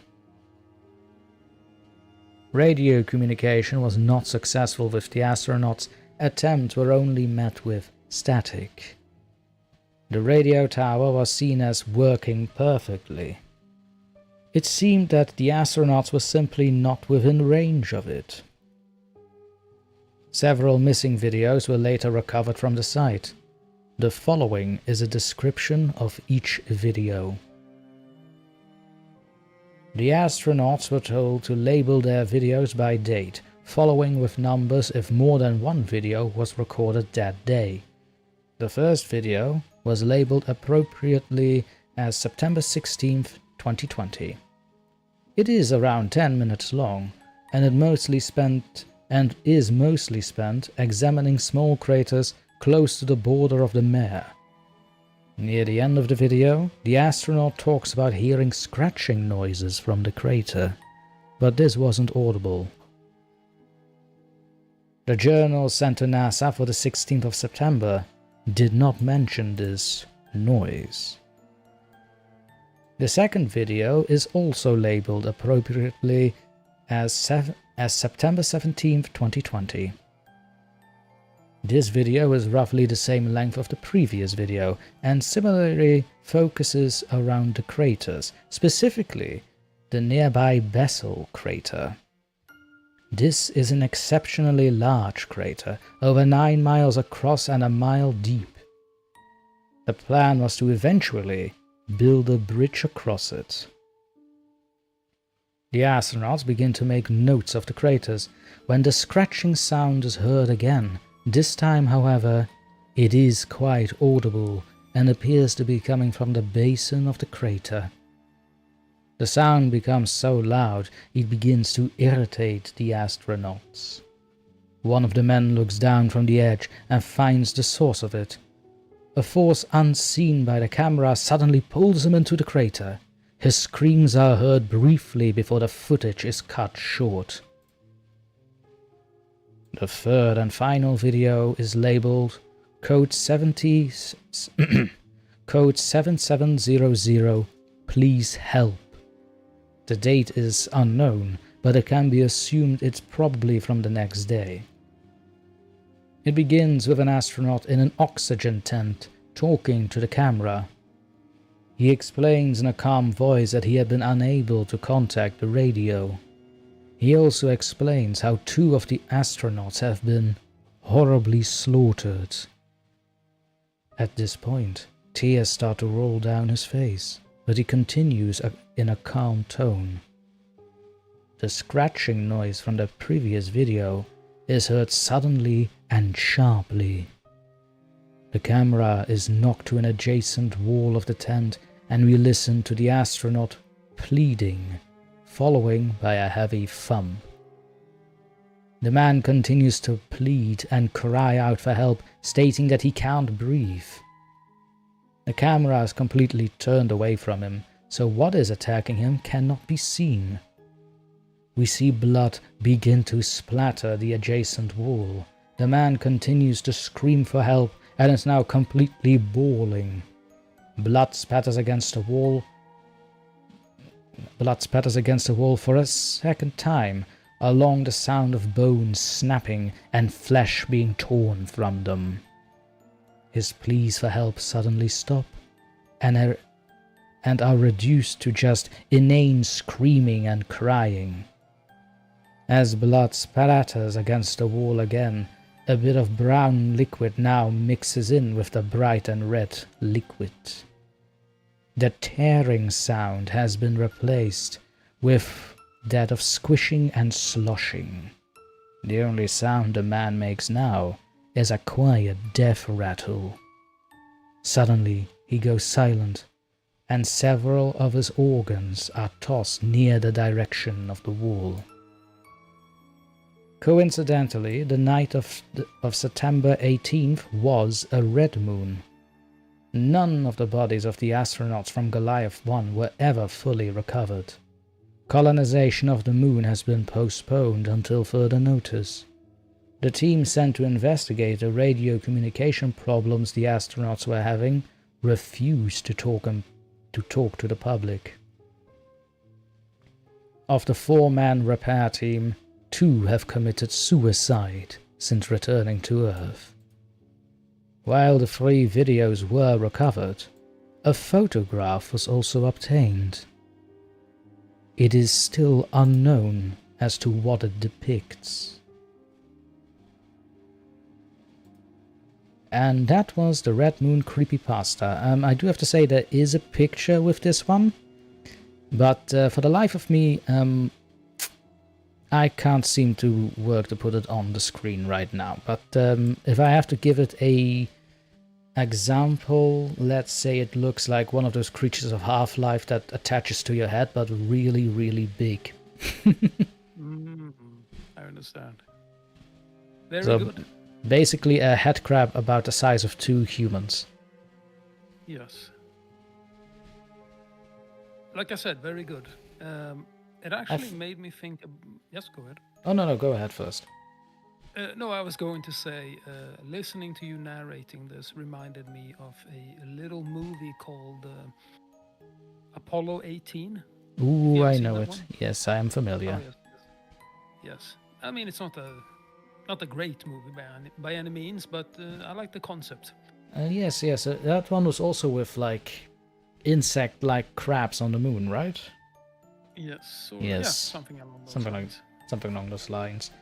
Yeah. So this one dabbles in the same concepts, but I also like at the end the quote-unquote supernatural tint to it. Like, all right, the day before that, the day after, I mean, that the astronauts have been slaughtered, then suddenly it's a red moon as well.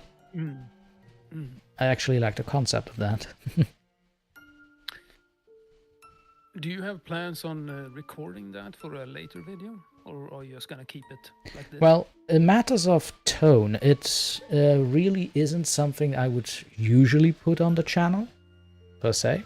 Mhm. But on the other hand, neither is the When the Ghosts Call, the latest video I put out, so Yes. I actually might. I think I might have some fun with sound design in this one, especially with the mention of scratching. Yeah, you definitely should, in my opinion. Would be very, very cool indeed. Yes. Harris says in the chat, sorry Nahib called me, but I'm back now. Welcome back, Harish. So, Harish, I think you were gone when I said this, but the Q&A is closed. But if you do have a question for me, Dreadful, or for the both of us, do feel free to ask them in the regular chat anyway.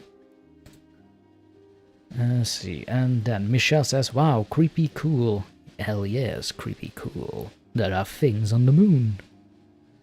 And Lulubel gives also a resounding applause. Thank you for that, Lulu. Thank you very much. Lulu is also a channel member, which anyone can really become in order to help out the channel a little bit. Well, bit by bit, I should say. At the moment, I don't really have content for specifically channel members and Patreons, but that is on the way and it is coming soon. I'm just a little preoccupied with the big project in October, which, yes, I will be teasing a lot the coming days and weeks. It's a big project, it's a multi-community kind of collaboration, would you say, Dreadful? Well, that's an understatement, but yes, that is correct. It is quite epic. It is quite a big. It's quite a big story. I really want to say more, but I really shouldn't. All I will say is that Dreadful himself is also involved in it. And has actually been helping me out a lot with, in terms of advising, I'd say, right? Yes, in terms of advising on what to do with certain things in the project. He has been a tremendous help. So once again, thank you for that, Dreadful. My pleasure. Yes, it is indeed your pleasure. Yes. Michelle says, describing the lump... What? As describing the lump of flesh kinda reminded me of the movie Tusk. Yeah, I've never seen the movie Tusk. I've heard of it. Oh, you haven't? No, I haven't. I know it's about people growing tusks or something like that. I thought it was something like that. The less I say or anyone says about it, the better. I You have to mean, go into it completely blind. I mean, honestly, it's been out for a long time. You can, like, take my... What's all going on now? What else? I was pre-reading the chat on the YouTube studio here. I mean, if you want to tell me what the Tusk is about, or anyone in the chat, feel free to do so, because honestly, I already have such a long list of movies and shows to catch up on. I'll probably forget tomorrow anyway. Well, if I remember correctly, it's... If you're going to say it, you can, like, give me the broad terms of it and leave it at that. Okay. Yeah. If I remember correctly, it's been a while. It's about two friends who have a podcast where they interview basically eccentric people. Okay, so we are in the movie. Good to know. Yes. Yes, we are in the movie indeed, and yeah. I just read the chat. That's not very nice, Shrubby. Come again? I just read. I see in the chat there is basically spoiled it, but okay. Well, I guess it's not a spoiler. I mean, guess. that's And not really. I mean, it's been out for a few years. Like, it would be like yeah, it would be like that one interview with Martin Freeman about The Hobbit, when he said in an interview, "Yeah, we cannot wait until the dragon dies." And the interviewer's like, "Aren't you spoiling the movie?" And Martin's Yeah, like, yeah. "Well, I don't want to burst anyone's bubble, but the book's been out for like 80 years." True. This is But yes, basically the same situation. So it's, yeah. but yes, it's that movie with the deranged doctor making a guy into a walrus. Well, isn't there a movie like that, but with attaching people to each other and make a human centipede? Is that the same concept, or am I maybe taking it too broad? Well, I guess in the sense, I mean, it's like an experiment too in that regard. Oh, but I would say that, I mean, they're vastly different. I mean, the tone is much more. I mean, yeah, I'd much say with Human Centipede, that was definitely more focused on just telling the gore instead of, I don't know, a story behind it. Well, That I was mean, particularly disturbing, but okay. if you do dig into it, yes, of course there is a story. Is it a very, deep or profound story? No, not really. But in that regard, Tusk has a much better or more interesting story. It also, compared to Human Centipede, Tusk gave me more of a like a sad feeling, not so much disgust as when you see Human Centipede. That is. Well, that's it. That one goes on the list. Hold on. Yes. Just get my little book here. There we go. Well, it's in my list now. I will watch it eventually. Not that I'm a big Human Centipede fan, but just knowing that it's that there's a little more effort behind Tusk than there is with Human Centipede is already enough to put it on my list.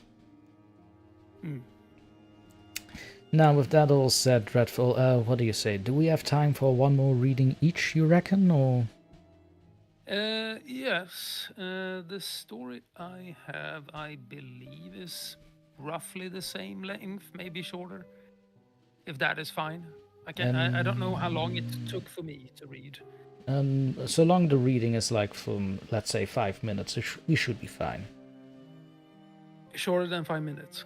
Yes, so here's the thing. So what we are gonna do is... What we are gonna do is you can read this story, and then I'll do a poem. I think you know which one. Yes. In that case, I will have to change my story into some. I do have a backup. Oh, excellent. Because we do have to keep an eye on the time, because me and Dreadful will also retreat soon back to the Discord, where movie night is being held, ladies and gentlemen. We will be watching A Nightmare on Elm Street. So if you're not yet in my Discord server, once again, there's a link in the Linktree. Come on over, say hello, join us for movie night. And if you're already on the server, well, wait. Well, I will not join, but I told you that already. That you did. Yes, but yes. Well, I am ready whenever you are. Well, I am ready already. So, by all means, I'm just gonna go ahead and mute myself, and the stage is all yours. Thank you. So, this story is called Grandma's Apartment, written by Mr. Dopin, however you pronounce that. Anyway, let's go. John shifted through his key chain, looking for the key to his grandma's apartment block. His grandma had just passed away, and he needed some of her paperwork. With a push, the heavy wooden door opened. John walked down the dark hallway, the apartment's left and right buried in shadows. John could faintly hear a constant pumping sound, but he didn't pay more attention to it. He went up the winding staircase, careful not to trip in the darkness. He reached the second floor and he stood in front of his grandma's apartment. The lights were off, but he managed to find the keyhole and open the door.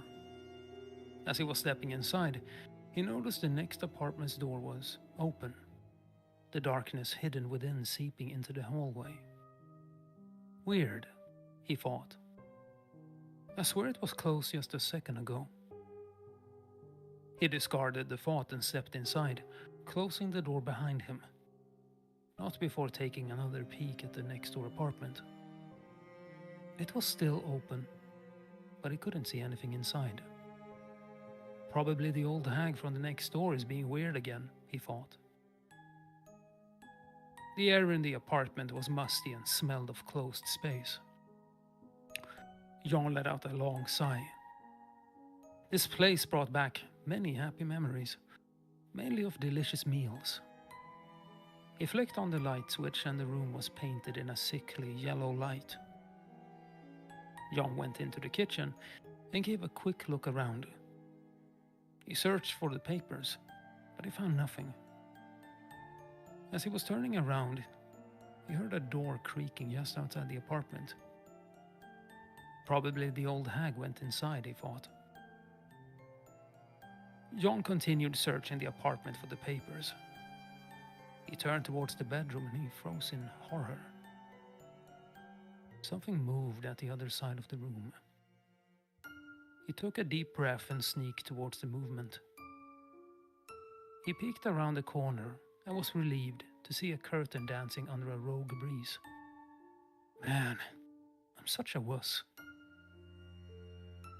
Before he completed this thought, he heard a shuffling sound coming from outside. Someone was out there. Jan tried to calm himself, but to no avail. His imagination was getting the better of him. Gotta get over this quickly, he thought. And he started marching quickly up and down the apartment, eyes darting left and right with manic speed, scanning the rooms for the papers. Finally, he spotted them. He picked them up and turned to leave. Suddenly, footsteps echoed outside. A chill went down his spine. The footsteps continued for a couple of seconds before stopping in front of the apartment door. Jan slowly approached. Someone is definitely outside. Shit. He could very clearly hear raspy breathing. What do I do? Do I open the door? Fuck. What the hell's going on? His mind was racing. He didn't want to admit it to himself, but he was terrified. Out of nowhere, the sound of nails scratching against hard wood invaded his ears. This is insane. What on earth is happening? I should get out of here, he thought.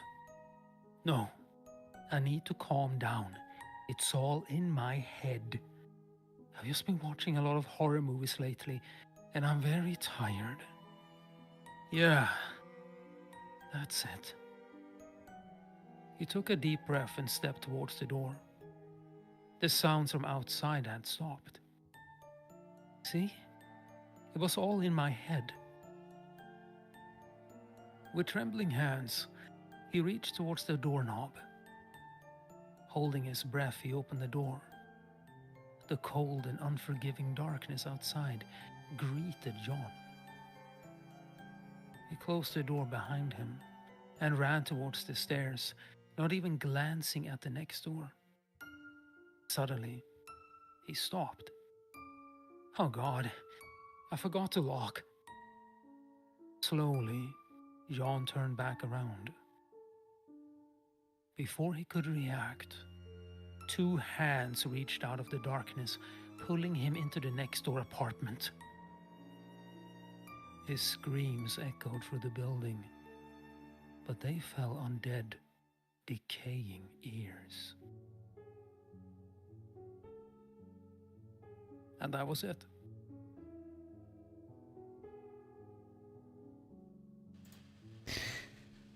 I do apologize, but I did have to run somewhere between halfway the story and towards the end of it. So what happened on my end is basically one of my cats figured out how to open the window that is ajar above. And I prefer that if they didn't jump out of the window, which is just a straight drop. Yes. So I do apologize for leaving there, but I did hear the first half. I was already like, okay, this is going off for a good start. So I can't wait until I can re-listen to this when the stream is over. Yes. Well, probably for tomorrow, though. Yes. But I do want to ask, so what kind of a story was this? A creepypasta or? Yes, this was a creepypasta, but written from a third-person perspective. Interesting. Definitely send me the link, so I want to have a read as well now. Yep, I will do so now. Excellent. The stage is yours. I was just looking at the chat here, and they're talking about the Walrus movie sequel, I suppose. So.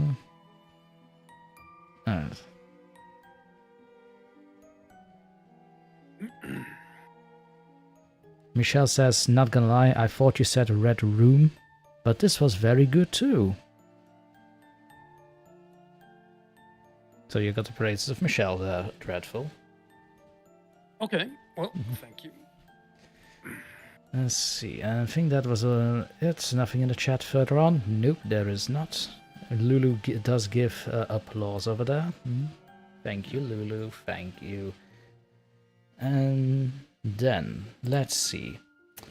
For the last reading, I'm going to be reading a Gothic poem. I suppose you can call it Gothic, right? It's from Lord Byron? Yes, definitely. Excellent. So the last narration of today will be a Gothic poem called Darkness by Lord Byron, also known as George Gordon. Let's just final look at the chat before I read on. Lulu says, enjoying the narrations tonight, and Shrubby says, very nice narrations. Thank you, Bug. Thank you, guys. I do strive for quality in these things. And of course, qualitative people, like Dreadful himself. Oh, you. Yeah, don't get used to it. We're going back to insulting each other in a few minutes. Don't worry about it. Yes, I know. I know. That's what we like about each other. That is true. You're a cunning bastard, after all. Thank you, thank you. You're welcome. But that's the last reading of today. Darkness by Lord Byron.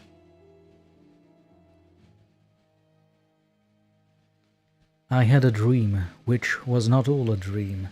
That bright sun was extinguished, and the stars did wander darkling in the eternal space, rayless and pathless, and the icy earth swung blind and blackening in the moonless air.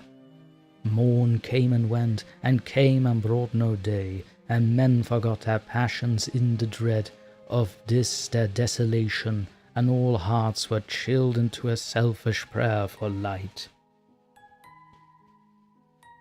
And they did live by watchfires and the thrones, the palaces of crowned kings, the huts, the habitations of all things which dwell, were burned for beacons, cities were consumed, and men were gathered round their blazing homes.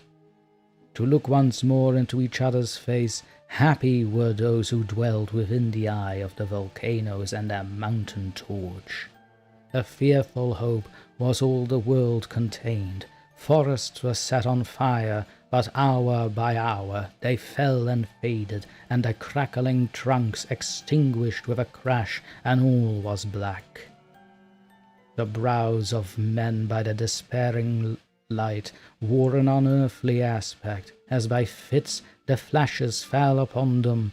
Some lay down and hid their eyes and wept, and some did rest their chins upon their clenched hands and smiled, and others hurried to and fro, and fed their funeral piles with fuel, and looked up with mad disquietude on the dull sky, the pall of a past world, and then again with curses cast them down upon the dust, and gnashed their teeth and howled. The wild birds shrieked, and terrified did flutter on the ground, and flapped their useless wings. The wildest brutes came tame and tremulous, and vipers crawled and twined themselves among the multitude, hissing but stingless. They were slain for food. And war, which for a moment was no more, did glut himself again. A meal was bought with blood, and each sate sullenly apart, gorging himself in gloom. To no love was left. All earth was but one thought, and that was death, immediate and glorious. And the pang of famine fed upon all entrails. Men died, and their bones were tombless as their flesh. The meagre by the meagre were devoured. Even dogs assailed their masters, all save one, and he was faithful to a cause, and kept the birds and beasts and famished men at bay, till hunger clung them, or the dropping dead lurked their lank jaws.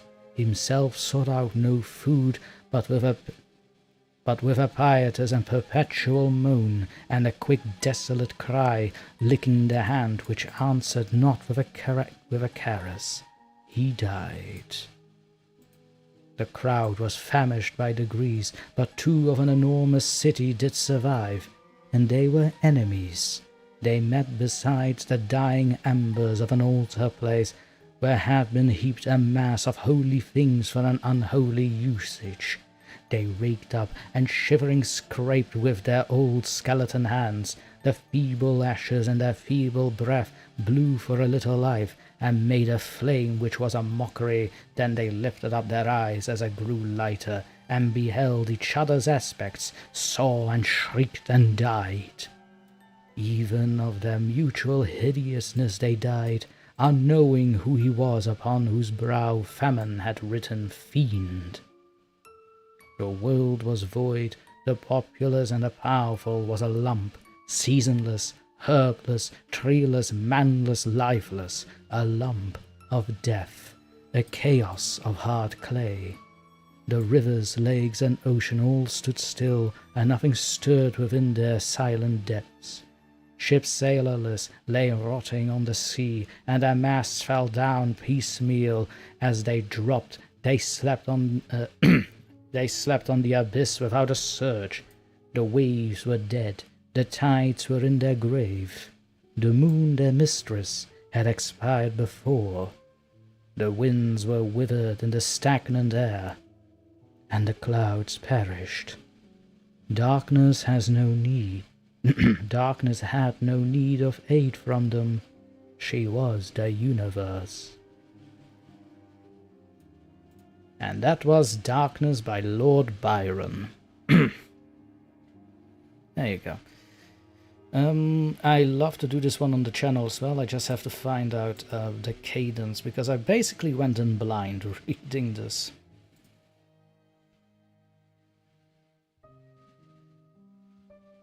Hello, Dreadful? Oh, sorry about that. Sorry about that. Were you so enamored by my reading you forgot to reply? Yes, oh, spare me my heart. No, but seriously, very good for... I know you weren't that familiar with this work beforehand, I'm not. were you? I'm not, no. Actually, I have heard of titles like Darkness, but I never read them before, so this was basically my first time reading it and first time saying it. No, you should definitely explore more of his work. Madam Strangeway says, "Oh, Lord Byron, so dramatic." Madam Strangeway, welcome to the stream. Welcome, welcome. You have arrived just at the end of it, I'm afraid. Shrubby says, "Ah ha ha, he fell asleep," meaning you. Lulu Bell says, "Excellent, Dr. T." Thank you, Lulu. Thank you. Well, I have been sleepwalking through life for quite many years. I guess he's as right. well. Well, me too, for about a week now. I really I- should do something about that sleep schedule. Maybe new movie night is not such a good idea now. I am joking, however. We will start, however, the movie night in 10 minutes for you fine people that are on the Discord. And Madame Strangeway says she's fashionably late. Well, yeah, that would be true if that was like the first half hour you were here, but you're seriously at the end of it, so I don't think does that qualify as fashionably late?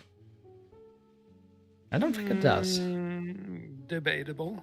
Debatable. Alright, let's keep it in the grey area for now, because we like Madame Strangeways, who is also a fantastic narrator of real-life ghost stories. Ladies and gentlemen, go ahead and give her a follow as well. But with that last shout-out and this reading of Darkness by Lord Byron, it is about time that we do end this stream. But don't worry, because I will be back this Saturday with a new guest of Torment, who is, let me just get my schedule here. Oh, look at that. It is Madame Strangeways who will be joining me Saturday. It's going to be so much fun. We're going to be talking about folklore again. Dreadful Anecdotes. Before you leave, do you have anything to depart with us? Before I put you back in the basement. I thought we had an agreement I wouldn't have to sleep in the basement anymore. I didn't say you were going to sleep in the basement, but you are going to work in the basement. You are, however, going to sleep in the sewers. Again. You wanted something else to sleep in. I only had room over there. The other rooms are taken. I'm sorry. All right. Fair enough. Fair enough. There you go. But yes, seriously though, a great honor to be here. It's very nice of you, and I greatly appreciate it. Well, I am a very nice guy. You say I'm a nice guy now, you go back to the basement. DrTorment is the nicest person I ever met. Person? I mean, Revenant. Revenant? You know what? I'll take Revenant. Nice touch, by the way.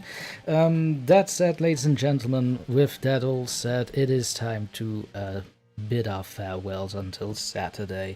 If you like more content like this, please consider I'm losing my words here. Please consider supporting the channel via the link tree in the description, where you can either buy me my medicine, which is buy me a coffee for those who are not in on a joke, or you can always become a channel member or a Patreon member, which will have you exclusive access to content. Well, exclusive access. It will give you early access to content I put on the channel and the Patreon, of course. And exclusive content for patrons and channel members will be coming very, very soon. I am working on it, but again, bear with me because I do have a very ambitious and big project coming for October, in which Dreadful is also involved.